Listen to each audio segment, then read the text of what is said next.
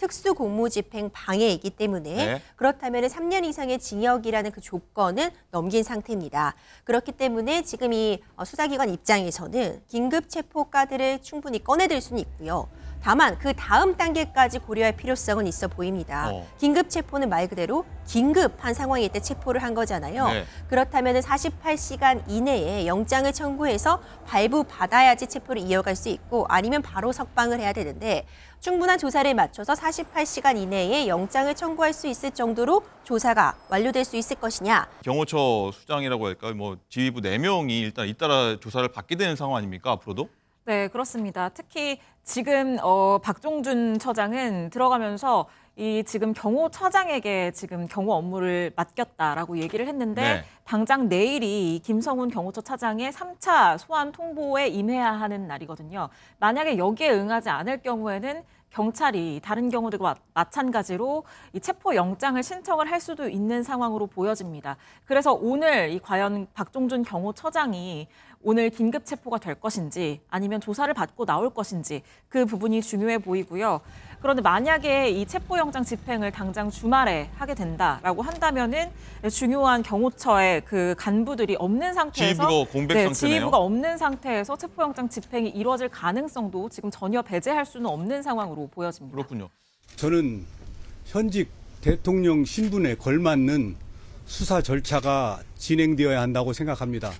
현재와 같은 체포영장 집행 방식의 절차는 아니라고 생각합니다. 우리나라의 국격에 맞게 대통령에게 적정한 수사 절차가 진행되었으면 하는 바람입니다. 그리고 경찰 소환 조사에는 처음부터 응하기로 마음을 먹었고 다만 변호인단의 준비가 다소 늦어져서 오늘 응하게 되었습니다. 경찰이 친정인 제가 경찰의 소환을 거부하고 수사를 받지 않는다면 국민 누가 경찰의 수사를 받겠습니까? 수사기관으로서의 경찰의 의상을 저는 존중해야 된다고 생각합니다. 오늘 모든 내용들을 소상하게 밝히고 성실하게 수사에 임하도록 하겠습니다.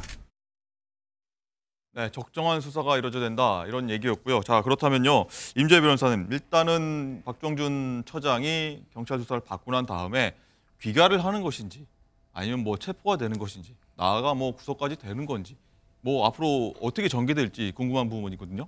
네, 여러 가지 경우의 수가 있을 수 있습니다. 네. 일단 3차 소환에 응해서 출석을 한 만큼 오늘 정확하게 조사를 받고 귀가할 가능성 충분히 있는 상황이고요. 두 번째로 꺼내들 수 있는 카드는 이제 긴급 체포 가능성을 언급할 수 있습니다.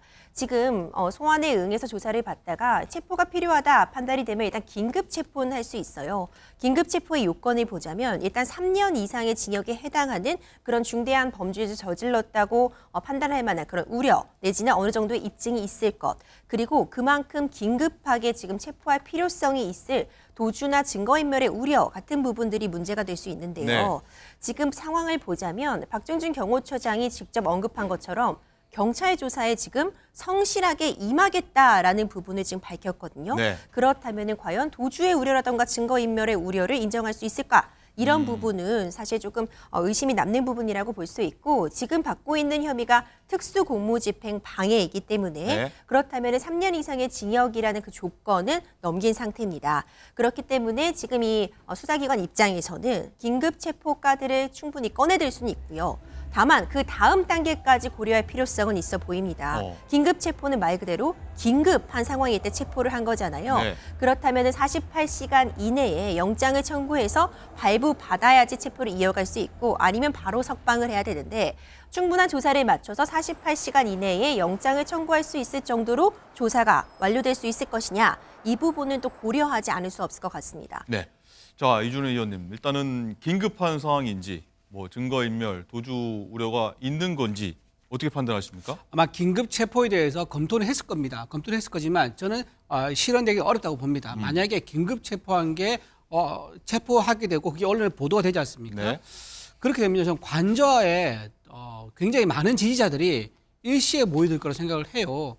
왜냐하면 그 경호처장의 빈자리, 공석이 이 상황에서 체포영장 집행될 가능성이 더 높아지는 거 아니겠습니까? 그렇다 그러면은 지지자들이 더 모여들 가능성이 있는 거고 이 상황에서 만약에 집행을 했다. 그럼 아까 말씀드린 대로 무기 사용이 가능할 수 있습니다. 경호처가 만약에 어떤 어떤 불상사가 나는 것을 더 적극적으로 막기 위해서 예단을 해서 더 큰 불상사를 막기 위해서 작은 불상사를 감내하겠다 이런 판단할 수도 있는 거예요. 그러면서 사고가 난다 그러면 이 책임은 누구한테 과연 있겠느냐. 그래서 저는 그런 시나리오를 아마 다들 생각하고 있을 거예요. 그래서 무리해서 체포를 해서 이런 소요 사태를 만들기보다는 오히려 수사를 받고 돌려보낸다. 돌려보낼 때 제가 보기에는요, 오히려 메시지를 담아서 네. 경호처장에게 우리의 중재안이 이렇다라고 메시지를 담아서 돌려보내서 경호처장이 대통령과 어떤 얘기를 좀 나눌 수 있는 그런 안을 거꾸로 제안을 해서 가지고 메신저 역할로 돌려보내지 않을까 이런 생각을 해봅니다. 네, 황선필 대변인 생각도 궁금한데 박종준 처장 같은 경우는 체포될 이유가 없다. 난 소명만 하러 왔을 것이다. 자신 당당하게 왔을 거라는 생각이 들거든요. 어떻게 들여다보십니까? 법원의 적법 절차에 따른 체포영장 집행이 위헌 위법이라고 하시는 분이 당연히 본인은 잘못한 것이 없다라고 주장할 수가 있겠죠. 그런데 이런 상황에 대한 1차 책임은 대통령에게 있는 것이죠. 대통령의 수사기관이 소환을 했을 때 바로 가서 응했으면 될 일 아니겠습니까? 근데 본인께서 사면하 불응을 하셨기 때문에 체포영장이 나온 것이고, 결국에는 1차 그 체포영장을 집행할 당시에 경찰은 이미 박종준 처장과 경호차장을 다 체포하려고 했었습니다. 근데 그때 당시에 공수처에서 만류해서 이것을 못했던 것뿐이죠. 사실 그때 체포를 했다고 하면은 지금 2차 집행까지 이런 많은 물리력과 공권력이 투입될 필요도 없었을 것입니다. 그리고 이 체포영장이 저는 긴급 체포가 할 수 있다고 보는 것이 상황의 중요성입니다. 그러니까 이미 두 차례나 이분은 소환을 거부하셨습니다. 이거 일반인 같은 경우는 상상할 수 없는 거예요. 그리고 두 번째로 특수공무집행 방해를 이미 기사실화되어 있는 겁니다.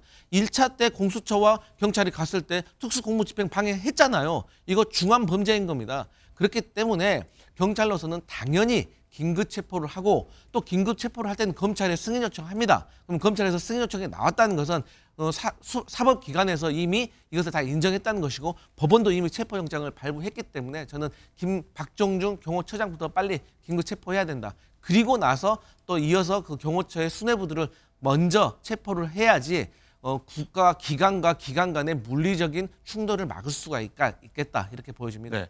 자, 상황이 어떻게 전개될지 저희가 한 번씩 차근차근 한번 보도록 하겠고요.